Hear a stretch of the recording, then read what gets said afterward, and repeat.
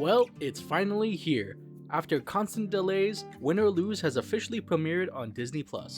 For those who don't know, Win or Lose is a 3D animated series produced by Pixar Animation Studios, created by Carrie Hobson and Michael Yates. It serves as Pixar's first ever long-form series, and for those wondering, Monsters at Work was made by Disney Television Animation, while other shows like Dug Days and Cars on the Road and Dream Productions were only short-form programs. So yes, this is the first full-length series, and their first original series not based on an existing property. The show centers on a co-ed middle school softball team called the Pickles, leading up to their championship game. Each episode focuses on a specific character's perspective leading up to the championship, not just from the players but also the adults and parents involved with the team. With a total of 8 episodes, we're only getting 2 episodes per week. I'm not 100% sure why they decided to go this route, but as much as I want to binge all the episodes, I'm glad they're taking their time with the release.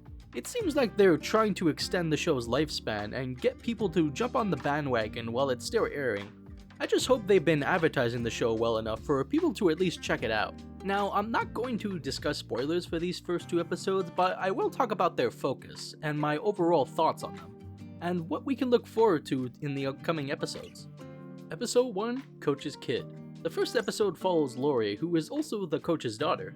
She feels the pressure to not only impress her dad, but also the rest of the team.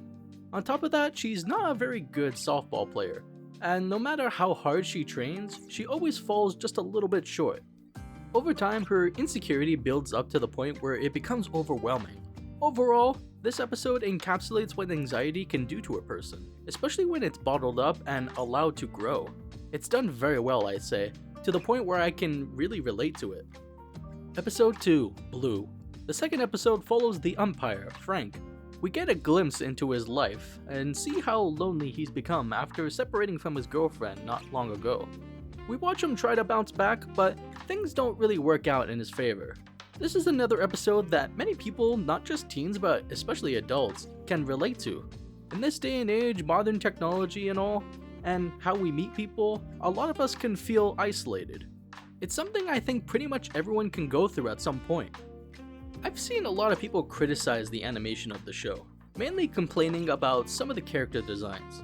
While it's true that some of the characters without noses can look a bit odd, I personally feel that the animation has a very unique style compared to Pixar's movies.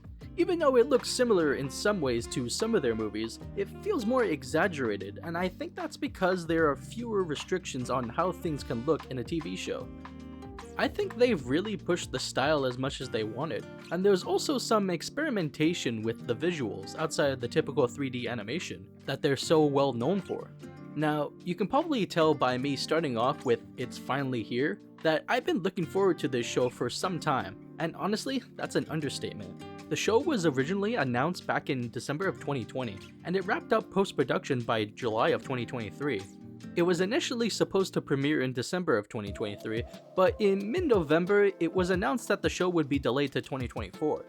A trailer was released with the release date of December 6, 2024, but the show was delayed once again, swapping its release date with Dream Productions to capitalize on the success of Inside Out 2.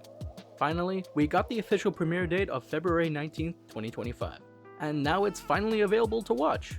I've got to say, the wait seems to have been worth it. From what I've watched so far, I can really get behind it. It's a very enjoyable series, and its first 2 episodes are any indication of what the rest of the season will be like. I'm very much looking forward to it. It's a highly relatable show that I think anyone can connect with. Whether you play sports or not, if you were on the fence about this show, I highly recommend giving it a try.